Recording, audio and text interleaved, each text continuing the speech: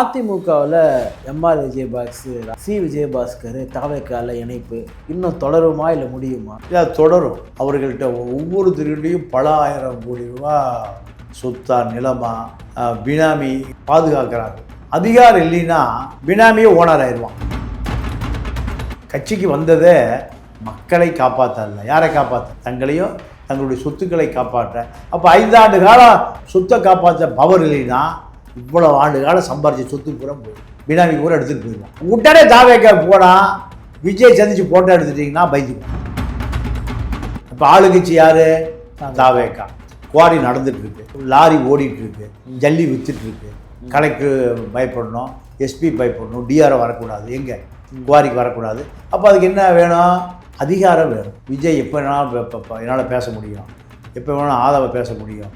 இப்படி அரசு துறைக்கு தெரியணும். இல்லை, இப்போது அதிமுக மாதிரி திமுகவும் இப்போ ஆட்சியில் இல்லை. ஆனால் திமுகலேருந்து ஒரு எம்எல்ஏ கூட போகலையே, அதிமுக மட்டும் போகிறாங்களே.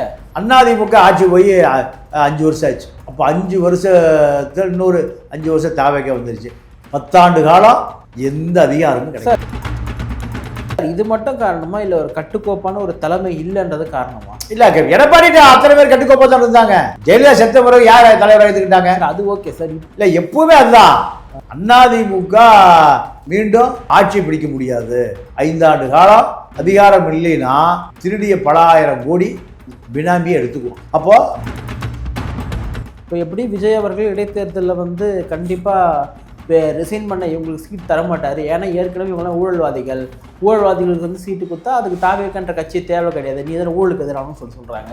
சீட்டு கொடுப்பாங்களா இல்லை கொடுக்க மாட்டாங்களா? சீட்டு கொடுக்க மாட்டார். அந்த ஹெல்த் விஜயபாஸ்கர் ஆமாம் கட்சியில் சேர தயார், குஷியை பார்த்து சேர சொல்கிறார்.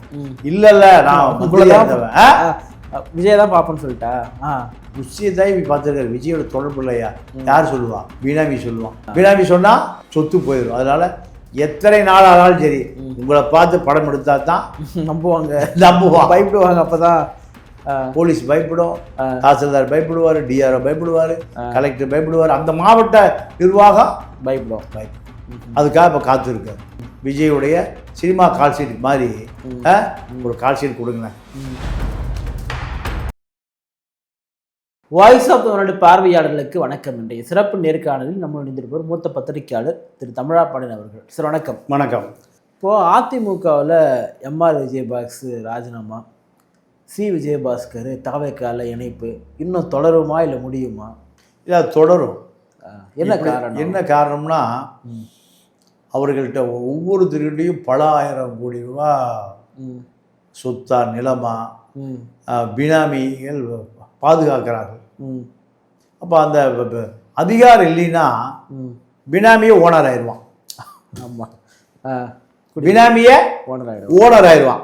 நீங்கள் வாங்க முடியாது. விழுப்புரம் பசுபதி இருக்கார், இப்போ மாவட்ட செயலாளர். முதல்ல மாவட்ட செயலர் மந்திரி யார்? சிவி சண்முகம். சிவி சண்முகம் உத்தரவுக்கு கட்டுப்பட்டு வேலை செஞ்சுட்டு இருந்தார். மாவட்ட துணை செயலாளர். பசுபதி போய் நேரம் எடப்பாடி பார்க்க முடியுமா? பார்க்க முடியாது. யார்? சண்முகம் நினைச்சா பார்க்கலாம், சண்முகம் அண்ணன் ராதாகிருஷ்ணன் நினைச்சா பார்க்கலாம். இப்போ நிலைமை என்ன ஆகி போச்சுன்னா சண்முக இடத்துக்கு பசுபதியே வந்துட்டார்.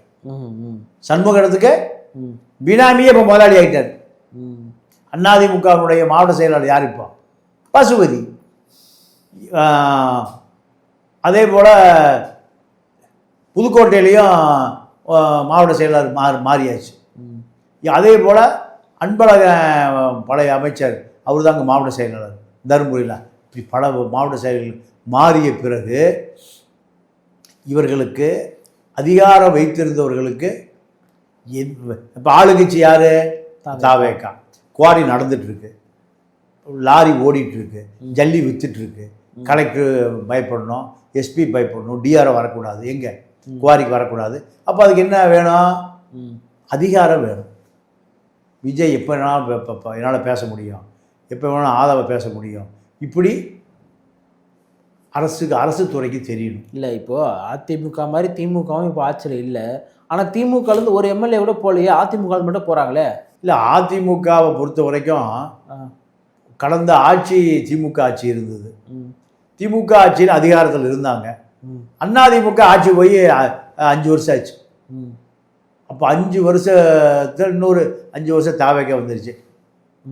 10 ஆண்டு காலம் எந்த அதிகாரமும் கிடையாது. சார் இது மட்டும் காரணமா இல்லை ஒரு கட்டுக்கோப்பான ஒரு தலைமை இல்லைன்றது காரணமா? இல்லை, எடப்பாடி அத்தனை பேர் கட்டுக்கோப்பா தான் இருந்தாங்க. ஜெயலலிதா செத்த பிறகு யார் தலைவர் எடுத்துக்கிட்டாங்க? அது ஓகே சார். இப்போ இல்லை, எப்பவுமே அதுதான்.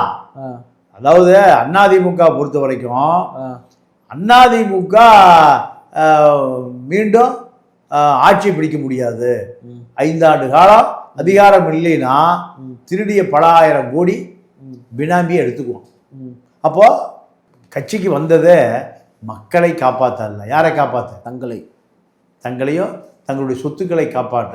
அப்போ 5 ஆண்டு காலம் சொத்தை காப்பாற்ற பவர் இல்லைன்னா இவ்வளோ ஆண்டு காலம் சம்பாரிச்ச சொத்து பூரா போயிடும், பினாமி பூரா எடுத்துகிட்டு போயிடுவோம். அப்போ ஏதாவது உடனே தாவேக்க போனால் விஜய் சந்திச்சு போட்டோ எடுத்துட்டிங்கன்னா பயந்துக்குவோம்.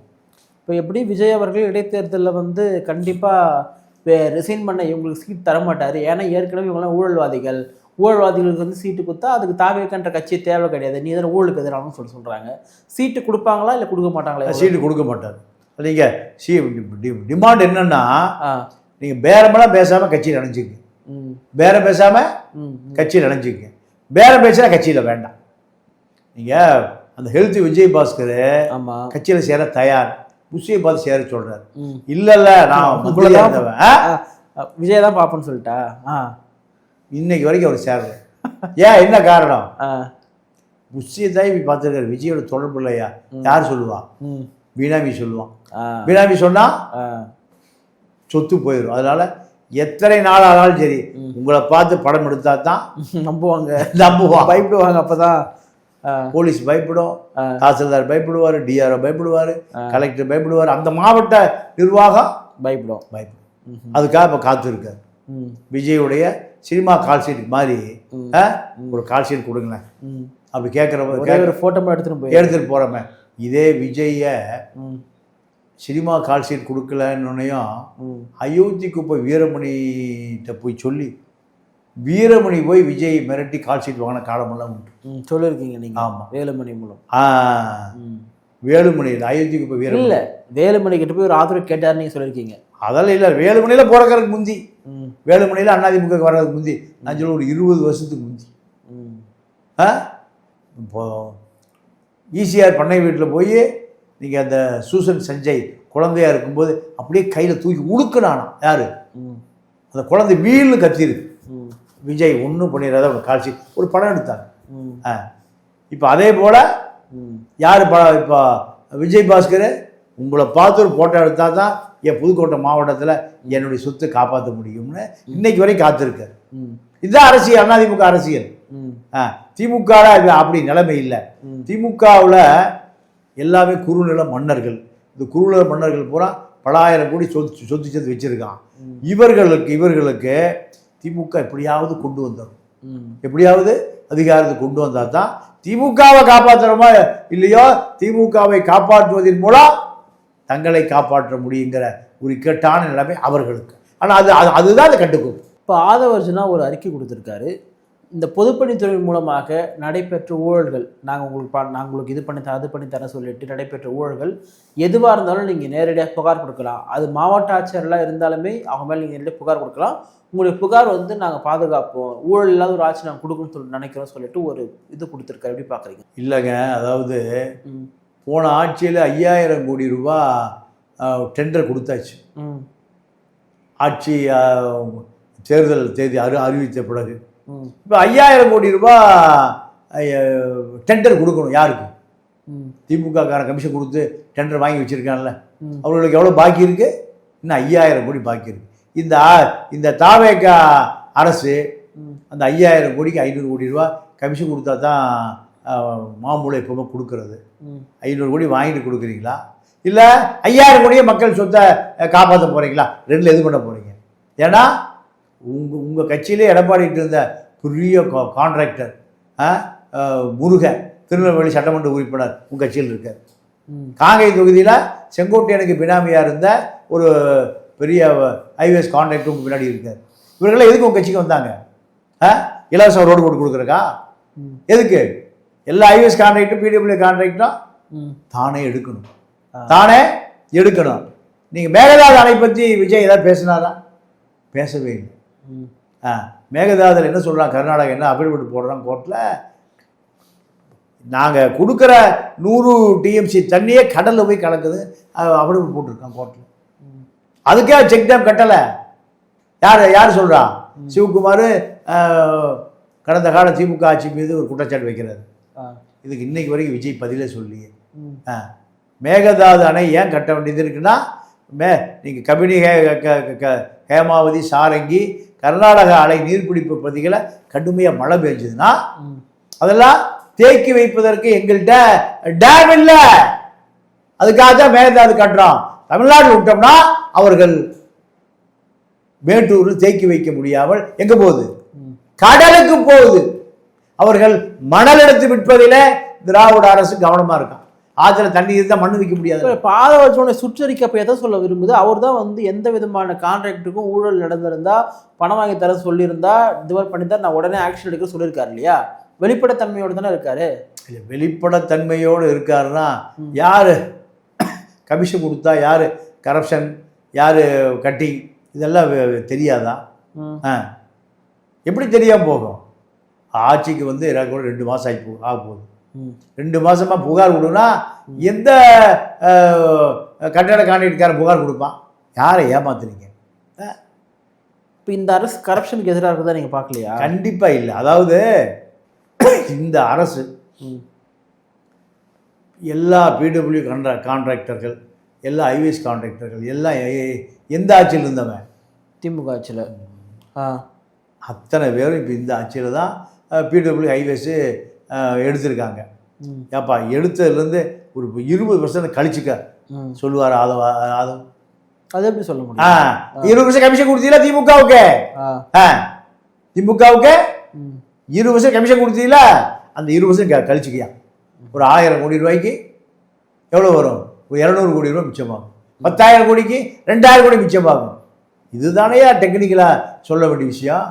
புகார் கொடு. எப்படி திருடி கமிஷன் கொடுத்து எப்படி புகார் கொடுப்பான்? நாளைக்கு அவனை இந்த அதாவது ஹைவேஸ் செக்ரட்டரி ஜெயபிரகாஷ் இவர் அமைச்சரனையும் 50 கோடியோட போய் பார்த்துருக்கார். எவ்வளவு? 50 கோடி. அவர் சொன்னாரா, இதெல்லாம் எடுத்துகிட்டு போய் 50 கோடிலாம் எனக்கு வேண்டாம். 5000 கோடி நிலுவையில் இருக்கு. பணம் கொடுக்க வேண்டியது நிலுவையில் இருக்கு. இந்த 5000 கோடி யார் யார் கொடுக்கணும் அது லிஸ்ட் எடுத்துப்போம். லிஸ்ட் எடுத்துகிட்டு வந்தால் 10% எப்பவுமே இயல்பாக கொடுக்குறது. அப்போ 5000 கோடிக்கு எவ்வளோ 10%? 500 கோடி. 50 கோடி வச்சு நான் கொடிக்கிறதா? வெள்ளை அறிக்கை கொடுப்பீங்களா மிஸ்டர் ஆதவரிச்சனா? இந்த 5000 கோடி அடுத்து திமுக ஆட்சி வரும்னு நிறைய கான்ட்ராக்ட் அள்ளி விட்டாங்க. அள்ளி விட்டு டெண்டர் கொடுத்தாச்சு. டெண்டர் கொடுத்து அவன் கட்டி முடிச்சிட்டான். கட்டி முடிச்சுட்டு இப்போ காசு கொடுக்காம பெண்டிங் நிற்கிது. அவங்க என்ன நினச்சாங்க? திமுக வந்துடும். திமுக வரல. இப்போ இந்த பணம் வாங்கணும்னா ஆது ஒரிஜினல் வெள்ளை அறிக்கை கொடுப்பாரா? நான் இந்த 5000 கோடி 1 பைசா கமிஷன் இல்லாமல் ஒரு 20% கமிஷன் 1000 கோடி ரூபா குறைச்சிட்டு அரசு கஜானாக்கு 1000 கோடி மிச்சம் பண்ணியிருக்கியா?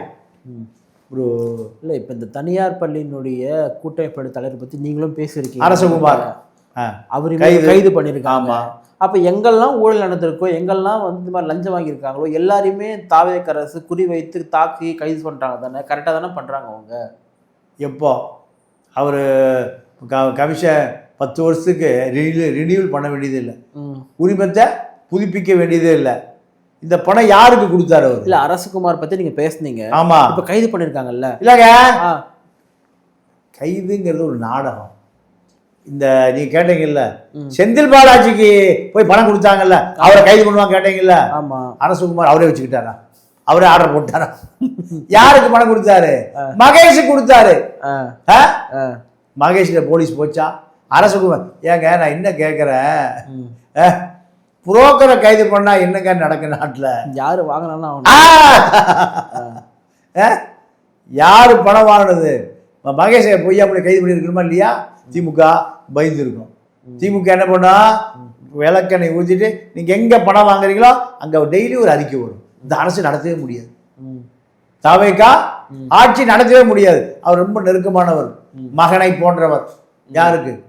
முன்னாள் முதலமைச்சர் ஸ்டாலினுக்கு மகேஷ், ஒரு மக உதயநிதி, இவர் மகனை போன்றவர், வளர்ப்பு மகன். அவங்க அப்பா இறந்து போன கூட இவர் தான் அவர் வளர்த்தினார், குடும்பத்தையும் சென்னை கூட்டிகிட்டு வந்து. அப்போ ஏன் அங்கே போக பயப்படுறீங்க? என்ன அச்சம்? கைது பண்ணியிருக்கணுமா இல்லையா? யோ நீ யார்கிட்டையும் நீ அப்புறம் மாறிடு. அரசகுமார், நீ எத்தனை ஸ்கூலில் வாங்கின, எத்தனை கோடி கொடுத்த, எங்கே பொட்டி கை மாறிச்சு? அப்புறம் மாறினா மகேஷை கைது பண்ணுறதுக்கு ரொம்ப லேட் ஆகுமா? நீங்கள் அருண்கிட்ட கூட சொன்னீங்கன்னா எத்தனை பேர் பணம் யார்கிட்ட கொடுத்தா, அந்த பணம் அரசகுமார்கிட்ட போச்சு. அரசகுமார் யாரு கொடுத்தா? அரசகுமார் கைது போட்டது யார்? அரசகுமாருக்கு இதுதானே பண்ணணும். இதை ஏன் திமுக செய்யலை? அப்படி நீங்கள் மகேஷை கைது பண்ணால் திமுக தாவேக்கா வாங்குற எல்லா லஞ்சத்தையும் ஏன்னா அவர்களுக்கு தெரியாமல் எதுவும் நடக்காது. ஐபிக்கு தெரியாமல் நடக்கும், உளவுத்துறைக்கு தெரியாமல் நடக்கும், இல்லைன்னா ஸ்டேட் இன்டெலிஜென்ஸ் தெரியாமல் நடக்கும். திமுகவுக்கு தெரியாமல் கொடுத்துட்டு அப்படியே சொல்லிடுவான். யார்? திமுகவுடைய ஆதரவு பெற்ற பாதி பேர் கான்ட்ராக்டர் இருக்கான், கட்டட கான்ட்ராக்டர். ஆமாம், அவன் பூரா இன்னைக்கு ஒரு 100 கோடி கொடுத்தோம், இன்னைக்கு ஒரு 200 கோடி கொடுத்தோம், 500 கோடி கொடுத்தோம், டெய்லி சொல்லிடுவோம். ஆதவ விஜய் யாருக்கு பயப்படுறாங்க? திமுகவுக்கு. நீங்கள் அதாவது முதலாளி ஊழல் பண்ணுறான், கார் டிரைவரை பிடிச்சிங்கன்னா என்ன பண்ணுறது? கார் டிரைவரு 1 கோடி ரூபா பையில பெட்டியை வச்சுட்டு எடுத்துட்டு போனான். எங்க? லஞ்சம் கொடுக்கறக்கு ஒரு பிடபிள்யூஎஸ்சி வீட்டுக்கு போயிருக்கான். அப்போ டிரைவரை பிடிச்சிங்கன்னா டிரைவருக்கும் அந்த எஸ்சிக்கும் சூப்பர் இன்ஜினியருக்கும் கொடுத்து விட்ட கட்டட கான்ட்ராக்டருக்கும் நடுவில் அவனுக்கு எவ்வளோ சம்பளம்? 20,000 கூட எப்படியா கோடி வந்தது? அதான் அதை விசாரிக்கணுமா இல்லையா? அரசகுமார் யார்கிட்ட கொடுத்தாரு? அதுதானே முக்கியம். செந்தில் பாலாஜி நம்ம கேட்கறதை போல நம்ம இந்த இதில் மகேஷுக்கு பள்ளி கல்வித்துறையில் உத்தரவு போட்ட மகேஷை எத்தனை கோடி யார் மூலம் வாங்கினா?